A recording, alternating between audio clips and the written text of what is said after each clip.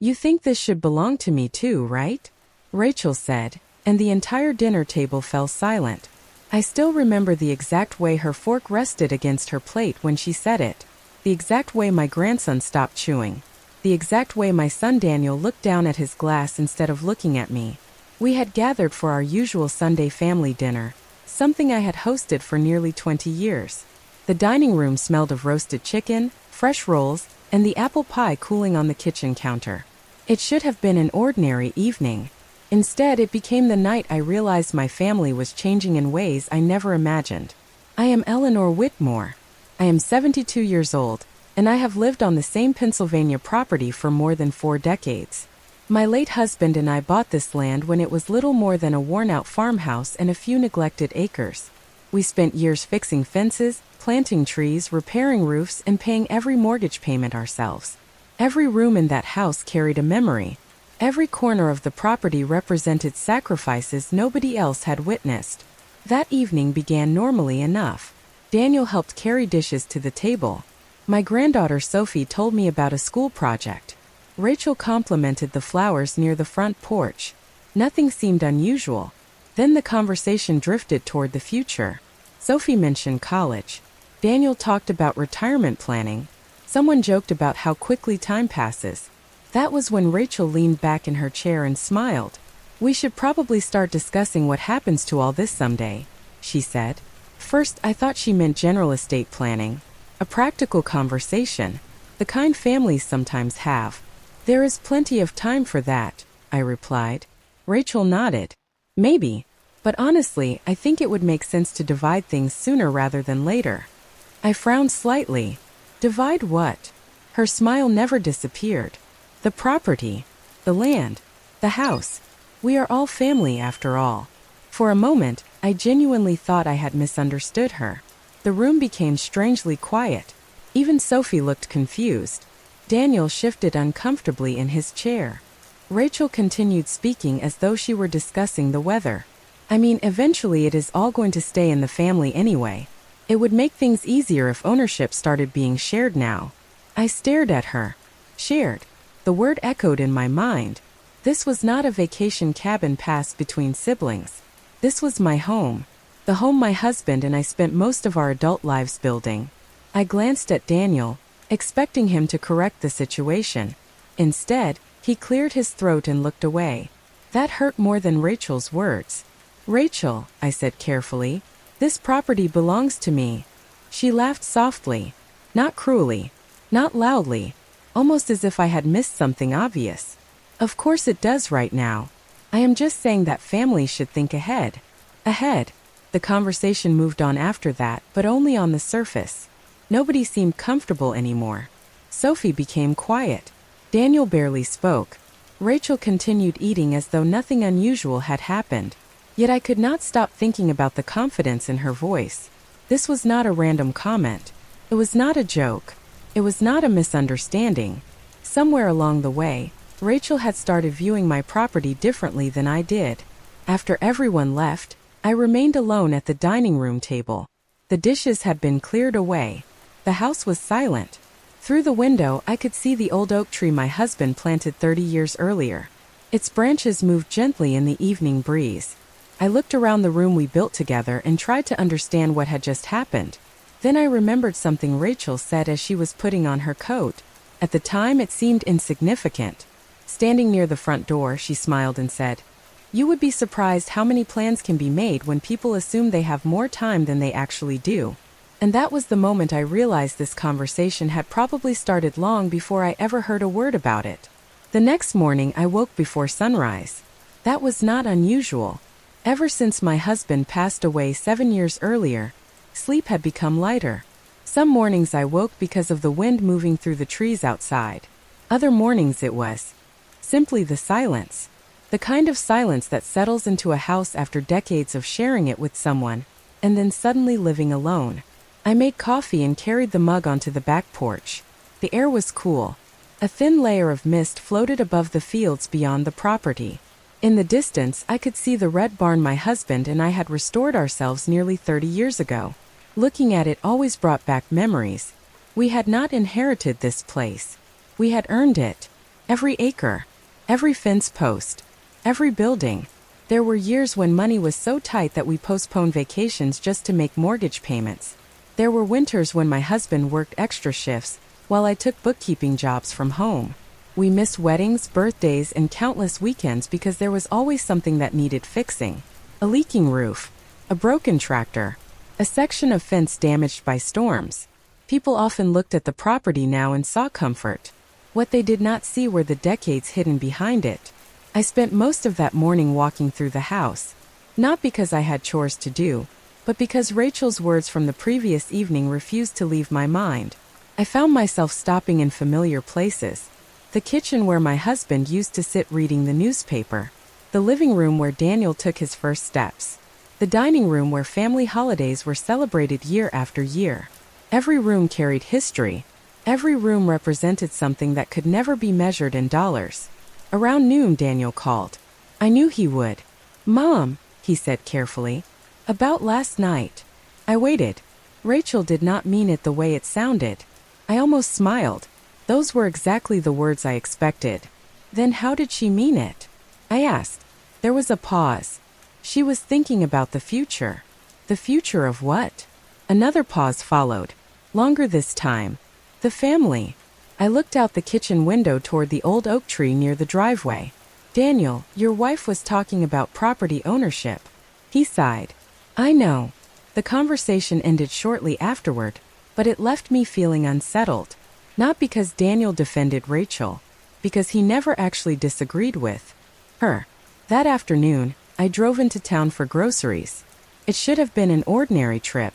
Yet something unexpected happened. As I walked through the produce section, I ran into Carol Simmons, a woman I had known for years. We exchanged small talk for a few minutes before she smiled and said something that immediately caught my attention. I heard exciting news about the property. My heart skipped. What exciting news? Carol looked surprised. "Oh, I thought you knew." "Knew what?" She laughed nervously. Maybe I misunderstood. Rachel was talking at a community fundraiser last month. She mentioned plans for the future of the Whitmore property. I felt a strange sensation settle in my chest. Last month. A full month before the conversation at my dinner table. What kind of plans? I asked. Carol shook her head. Nothing specific. Just that there could be changes someday. I smiled politely and changed the subject. But during the drive home, I barely noticed the road. Rachel had not suddenly developed an interest in my property over dinner. She had apparently been discussing it elsewhere long before that night. By the time I pulled into my driveway, one realization had become impossible to ignore. What happened at dinner was not the beginning of the story. It was simply the first time Rachel allowed me to hear part of a conversation she had already been having for much longer than I ever imagined. Over the next few weeks, I began noticing things I would have ignored before. Not dramatic things. Small things. The kind of details that only matter after someone gives you a reason to pay attention. Rachel started speaking about the property differently. First, it was subtle. During a family barbecue, she referred to the south field as our future acreage. Another time, she talked about repairs to the barn as though she had authority over decisions that were not hers to make. Nobody else seemed to notice. Or perhaps they noticed and chose not to say anything. I was not sure which possibility troubled me more. One Saturday afternoon, Daniel and Rachel came by with Sophie. I was planting fall flowers near the front porch when Rachel walked across the yard, carrying a clipboard. "I was making a list," she said casually. "A list of what?" I asked. "Improvements." She smiled. "You know, things that could increase value over time." Increase value. The phrase stayed with me long after she walked away. Later that day, I watched from the kitchen window as Rachel pointed toward different sections of the property while talking to Daniel. The old barn, the east pasture, the grove of maple trees near the creek. She moved her hands as if outlining plans. Daniel mostly listened. Occasionally he nodded. I could not hear the conversation, but I could see enough to feel uneasy. That evening, after they left, I sat on the porch swing my husband built years ago. The wood creaked softly beneath me. Across the yard, the barn stood exactly where it always had. The same barn where Daniel learned to ride a bicycle. The same barn where my husband spent countless weekends repairing tools and storing equipment. Looking at it, I realized something important. Rachel did not see what I saw. She saw assets. I saw memories. A few days later, another unexpected moment changed everything. I attended a local charity luncheon in town. Near the end of the event, I excused myself to use the restroom. On my way back through the hallway, I heard a familiar voice coming from a side room with the door slightly open. Rachel. I was not trying to eavesdrop. In fact, I almost continued walking. Then I heard my family name. Instinct stopped me. The property has incredible potential, Rachel was saying, especially if some of the older structures are eventually removed. I froze. Another woman laughed. Well, that sounds like a major project. Rachel's response came immediately. Not if everything goes according to plan. My stomach tightened. Everything goes according to plan. I stood there for only a few seconds before quietly walking away. I did not hear the rest of the conversation. I did not need to. For the first time, I felt certain that Rachel's interest extended far beyond casual family discussions. She was thinking about the future of my property in specific terms. Organized terms. Plan terms. That night, I could not stop replaying those words. Not if everything goes according to plan. Whose plan? Certainly not mine.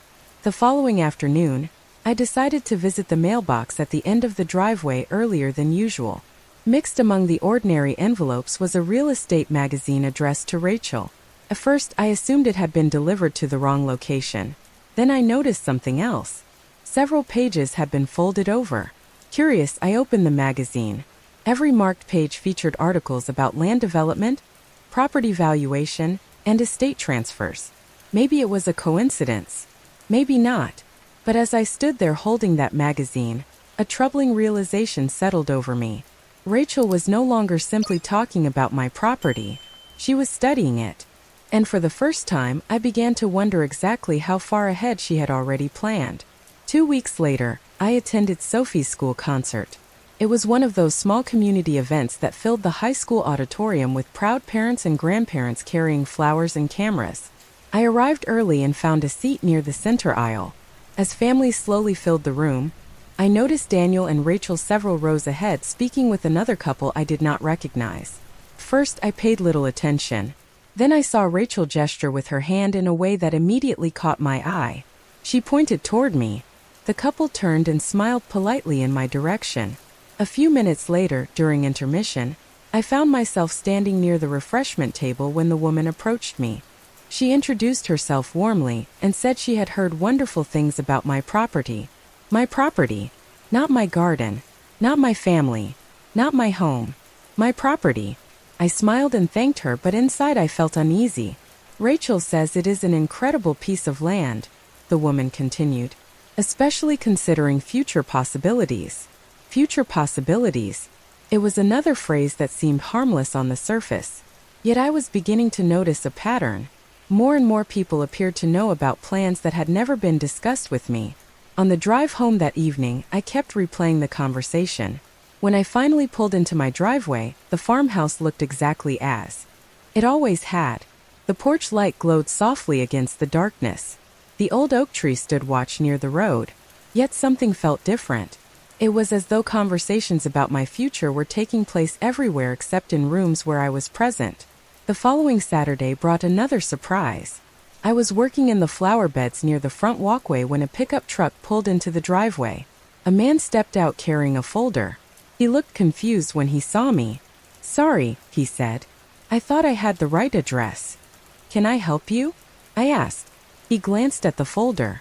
I was told someone wanted information about property boundary adjustments. For a moment, neither of us spoke. "Boundary adjustments?" I repeated. "Yes, ma'am. I received a request for preliminary information." My stomach tightened. "From whom?" The man checked his paperwork. "Rachel Whitmore." I felt the air leave my lungs.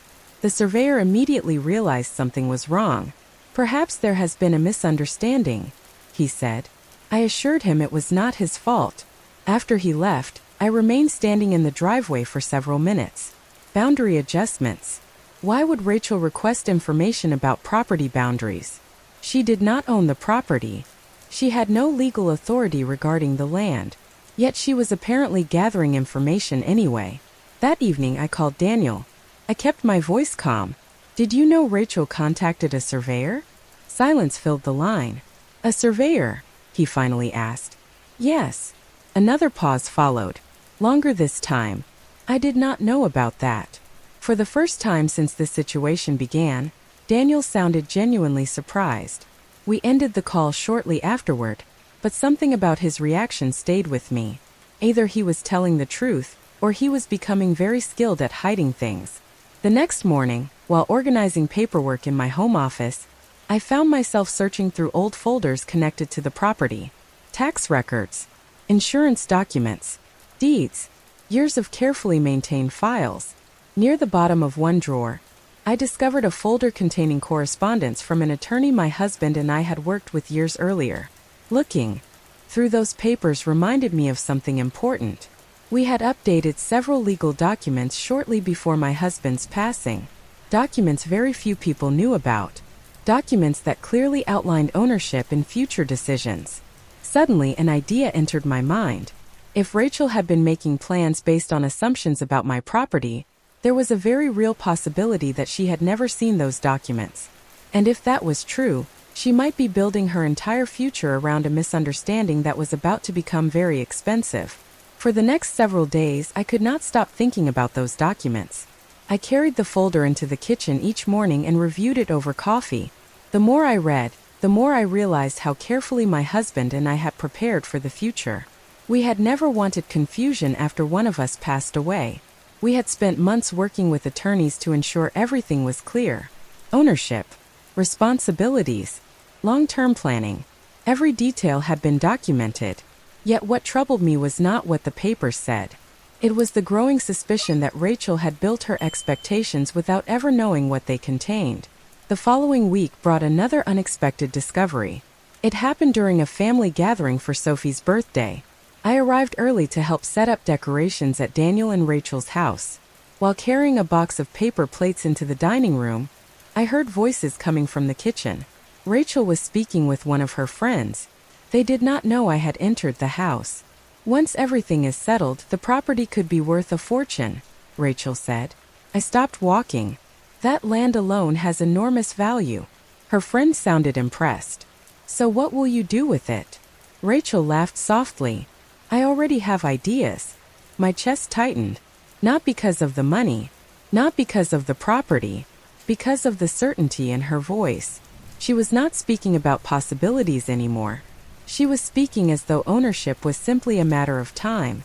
Before either woman noticed me, I quietly stepped back into the hallway. The rest of the party passed normally. Sophie opened gifts. Family members laughed. Children played in the backyard. Yet beneath every conversation, I carried the weight of what I had heard. Later that evening, after everyone left, I sat alone on my porch and watched the sun disappear behind the fields. The sky glowed orange and gold above the old barn. My husband used to love evenings like that. He would sit beside me with a glass of iced tea and talk about future projects. New fencing, garden plans, improvements for the property. He always spoke as though the land were something to protect rather than something to profit from. Looking out across the acreage, I realized how differently Rachel viewed it. To her, the property represented opportunity. To me, it represented a lifetime. The next morning, I decided to do something I had avoided until then. I called the attorney who had helped prepare our legal documents years earlier. To my surprise, he remembered me immediately. We spoke for nearly an hour. By the end of the conversation, he confirmed what I already suspected.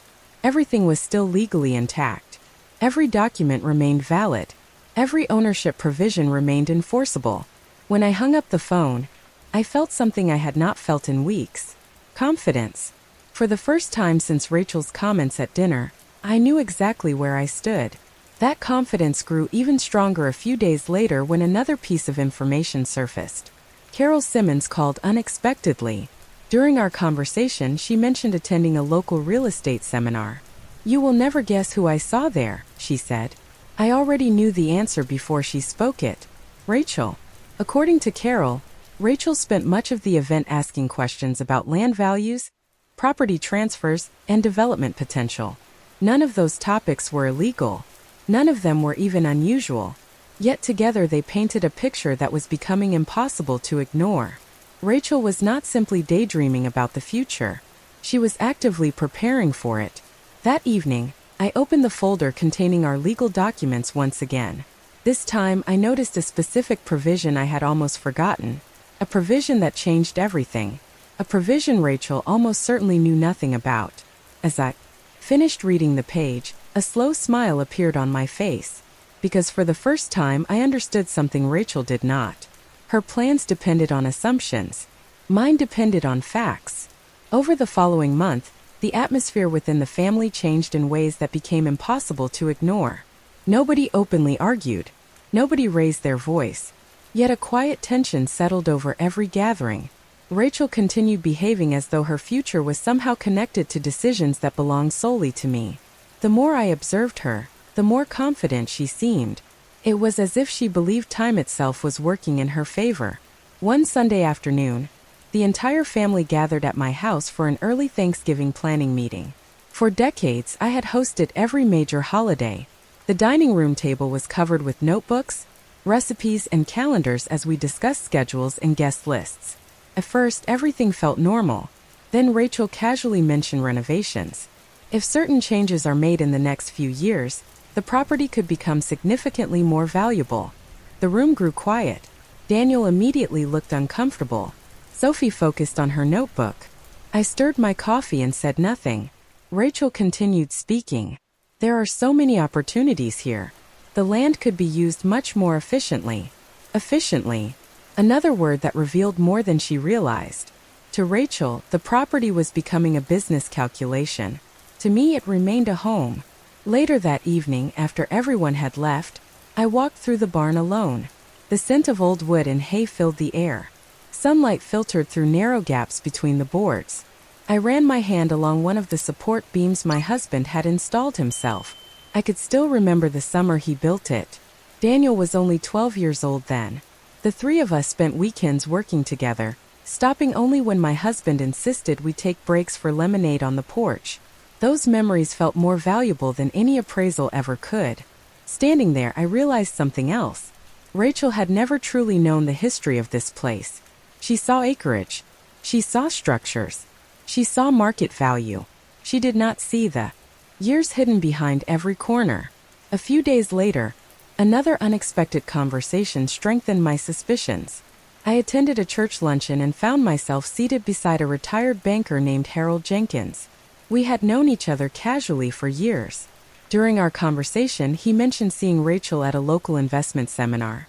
She seemed very interested in long-term asset planning, he said, particularly real estate. I smiled politely and changed the subject, but the information stayed with me. More and more pieces were fitting together. Rachel was not simply imagining a future. She was preparing for one. That evening, I returned home and reviewed the legal documents again. This time, I paid particular attention to the provision I had discovered earlier. The language was clear. The ownership structure was stronger than Rachel could possibly realize. Certain rights could never transfer in the manner she appeared to expect. Certain assumptions she was making were fundamentally incorrect. For the first time, I began to understand why my husband had insisted on including those protections years ago. He always believed that clarity prevented conflict. Looking back, I realized how right he had been. Several days later, Daniel stopped by unexpectedly. He looked tired, older somehow. We sat together on the porch as the sun began to set over the fields. After a long silence, he finally spoke. "Mom, things have been difficult lately." I nodded. "I know." He stared across the property. "Rachel thinks I do not support her enough." The sadness in his voice caught me off guard. For the first time, I saw how deeply this situation was affecting him. He was trapped between loyalty to his wife and loyalty to the family that raised him. Neither choice seemed easy. Before leaving, Daniel stood near the porch steps and hesitated. Then he said something that immediately captured my attention. "Rachel has been talking about a family meeting after Christmas." I looked up. "What kind of family meeting?" He shook his head. "I am not entirely sure. But she seems convinced it will settle everything." As his truck disappeared down the driveway, I remained standing on the porch. A family meeting. Rachel sounded certain, confident, almost victorious. And that told me one very important thing. Whatever she believed was about to happen, she still had no idea what was waiting for her in those legal documents. Christmas arrived with an unusual sense of anticipation hanging over the family. For most people, the season brought excitement and celebration.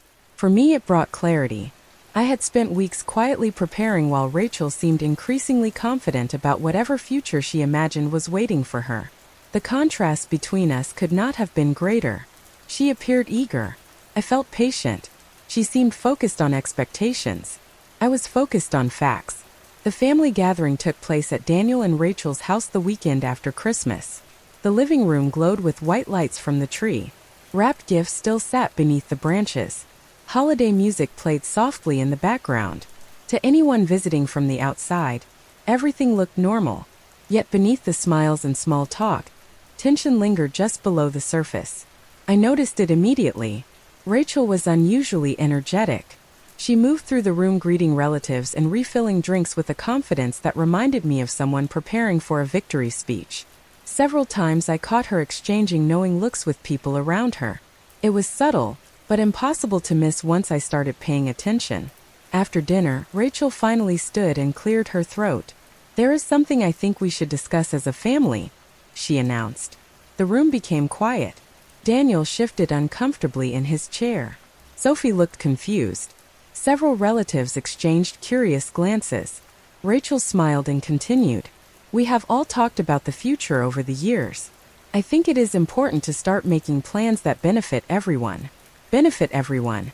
Another carefully chosen phrase. She spoke for several minutes about family legacy, long-term planning, and shared opportunities.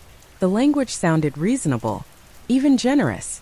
But underneath it all was the same assumption that had been growing for months. She spoke as though my property was already part of a future she controlled. When she finished, silence filled the room. Then one of my cousins asked the obvious question. "What exactly are you proposing?" Rachel took a breath. "I think it is time to begin discussing how ownership and responsibilities will eventually be distributed." Distributed. There it was. Not hidden. Not implied. Spoken openly in front of everyone. I looked around the room. Some people appeared uncomfortable. Others seemed uncertain. Daniel stared at the floor. For a brief moment, Rachel looked directly at me. Her expression suggested she expected resistance. Perhaps even an argument. Instead, I smiled. Calmly. Politely. "That is an interesting idea," I said. The surprise on her face lasted only a second. She clearly had not expected agreement. "It is?" she asked. "Certainly," I replied. "In fact, I think it would be wise for everyone to understand exactly how the future has been arranged." Now the room was completely silent. Rachel's confidence seemed to grow. She probably believed I was finally accepting her position. What she did not realize was that I had already scheduled a meeting with my attorney for the following week. Every document had been reviewed. Every provision had been confirmed. Every question had been answered.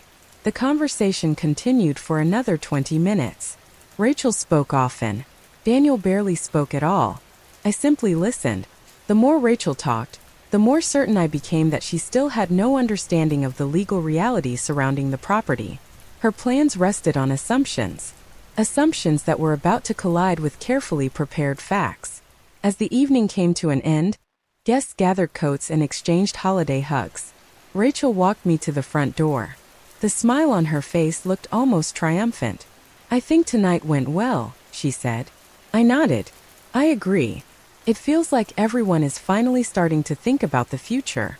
I looked out toward the snow-covered yard before answering.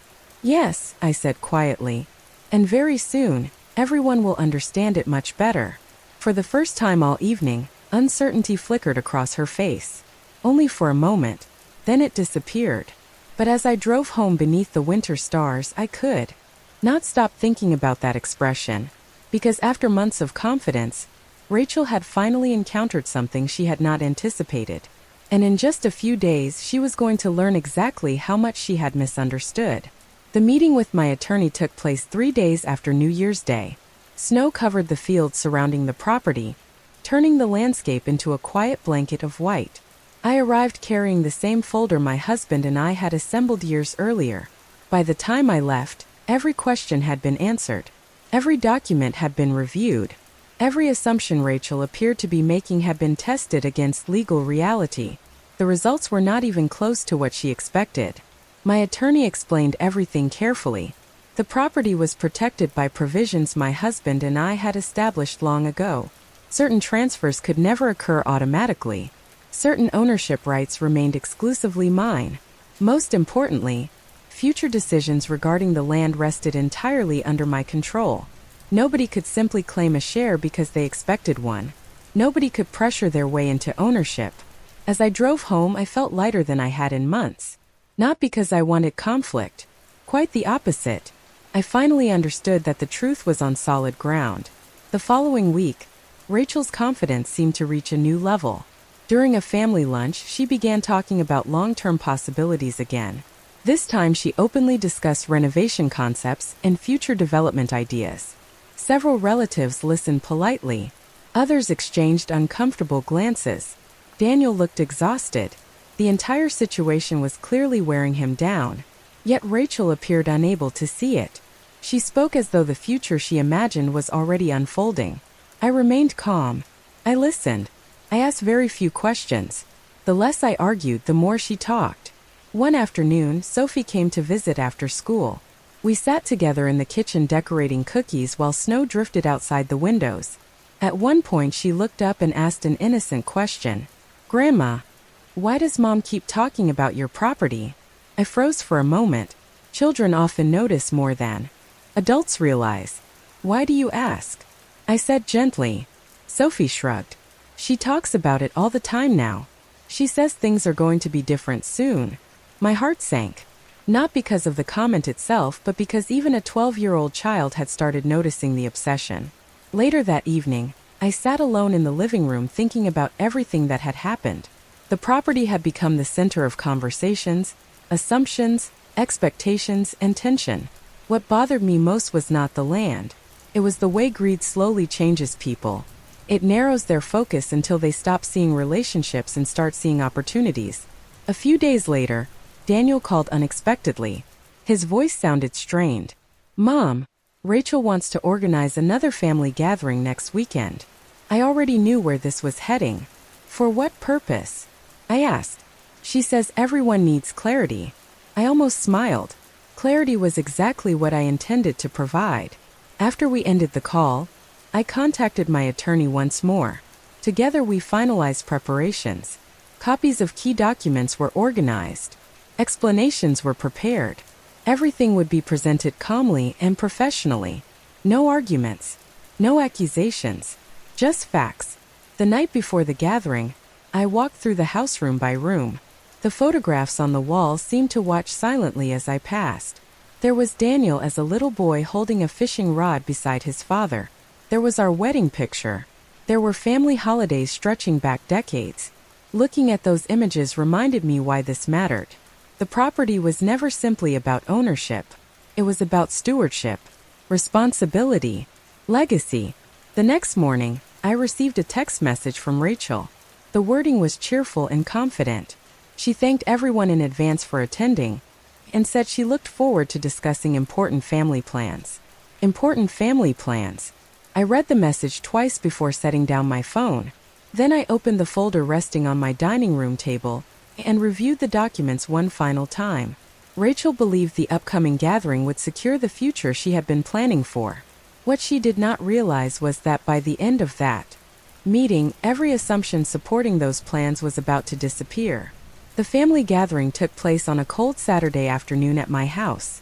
Snow still covered the fields beyond the windows, and the old oak tree stood bare against the pale winter sky. Everyone arrived on time. Daniel, Rachel, Sophie, a few close relatives. The atmosphere felt unusually formal, almost as if everyone sensed something important was about to happen.